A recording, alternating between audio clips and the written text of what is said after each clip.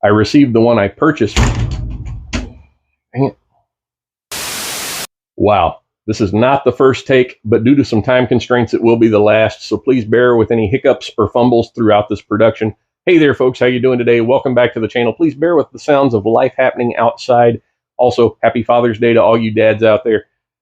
Out here on the table in front of me, two very similar but somewhat different AR platforms. We're going to get into the specifics on them here in a minute, but just real quick safety muster. They've both been double-checked, triple-checked, no ammunition for them out here on the table. A little backstory that kind of gets you to why we're doing this and where we're at. There's a prominent gun tuber, a guy named Reno May. I usually don't watch his stuff. He's just not my cup of tea. That being said, he recently did a couple of videos that piqued my interest. So I watched those rather lengthy productions that he produced on Bear Creek Arsenal firearms and how truly bad they are. Having personally purchased, tested, reviewed Bear Creek Arsenal firearms in the past, I haven't had those kind of results. So long story short, I reached out to Bear Creek Arsenal. I didn't mention the bad reviews to them. Rather, I mentioned the reviews that I had personally done and asked them if they wanted to work with me. They agreed to. The first product they sent me was this 14.5-inch side charging upper in 5.56. Unbeknownst to them, so I could conduct a double-blind comparison, I purchased this 14.5-inch AR upper in 5.56. The difference between the two, this one is side charging, this one has a conventional rear charging handle, but otherwise they are the same item. I purchased the second one so that I could compare it to the one they sent me in the event that they cherry-picked one for the review. Very, very sneaky, sir. Now, a little bit of legalese on how these are set up so that nobody shows up in the middle of the night and Christy gnomes my dog. This one is a 14.5-inch upper on a pistol lower. It is a pistol. This one is a 14.5-inch upper on a rifle lower. The caveat being this 14.5-inch upper has had the flash hider permanently affixed to the end of the barrel, bringing the barrel length to 16.25 inches. The means by which it was attached was it was both pinned and welded into place. I hate the fact that I have to include that in the video, but it is what it is. For those of you that saw the video that I did on the Gideon Optics Advocate Prism Scope, you will have seen this rifle in action.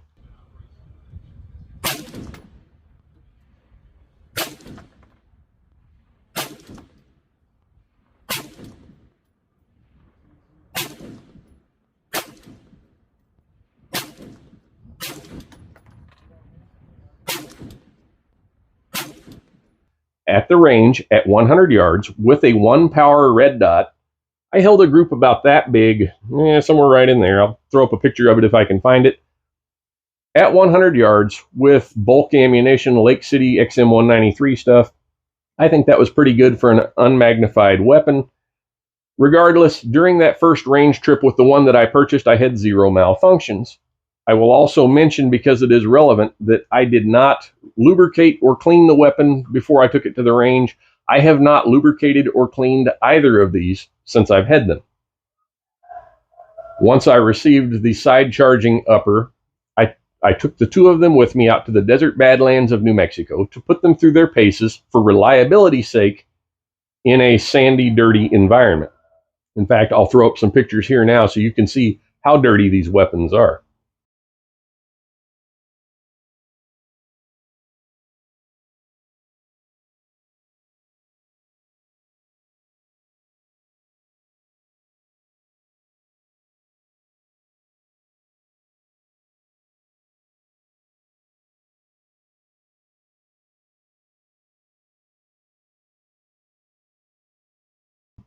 So what did the testing entail? Well, with the rear charging upper that I purchased, I've fired about 400 rounds through it. And that's various ammunition, XM193s, XM855s, and some steel-cased garbage that I had purchased a while back.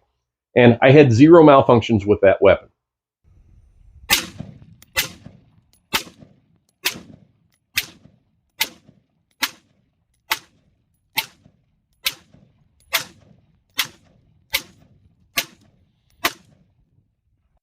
On the side charging upper that Bear Creek sent me, I did have one instance of a light primer strike. There's a huge caveat to that. This particular weapon is set up with a Frankford Arsenal binary trigger.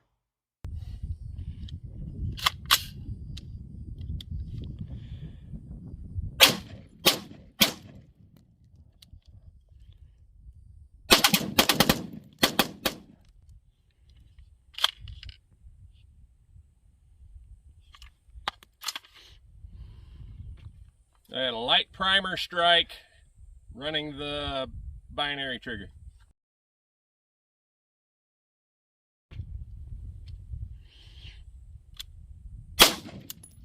One reoccurring issue that I have had with that Frankford Arsenal binary trigger is occasionally when you release the trigger to fire the mechanism the second time, occasionally you'll get a light primer strike. That has occurred with several different uppers on that lower.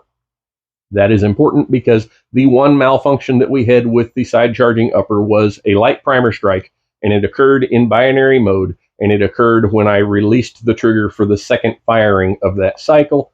And when I put the round back into the magazine and fired it with the conventional non-binary cycling, it fired as intended.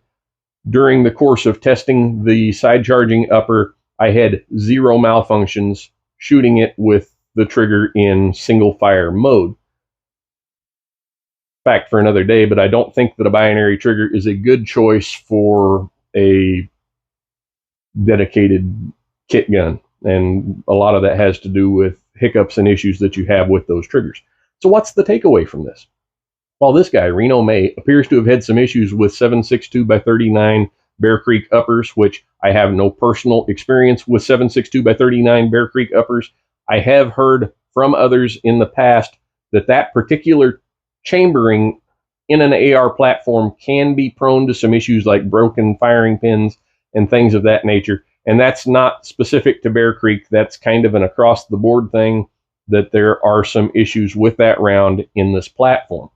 That being said, I didn't really have any issues with either one of these, and I thank Bear Creek Arsenal for being an American company that makes weapons in the United States and makes uppers and complete weapons that folks like me can afford. Either one of these uppers is available on their website for right around $200. I think the side charging one is the one that was on sale right now. It was a little bit cheaper. So I can't give you a link to their website in this platform. I will on the Rumble channel, but go over to their website and check them out. If you have personal firsthand experience with a Bear Creek weapon and you've had a negative review on it, I'd like for you to leave a comment down below and let me know what the problems were that you may have encountered with it. But please be specific and give details. If you are going by hearsay and, well, I saw this on the internet, maybe it's best you leave it to folks that have actually had personal firsthand experience with them. If you've had a positive review of a Bear Creek weapon in the past, let me know that down below as well. And again, I hope you enjoyed this video. Thanks for watching. Take care, and God bless.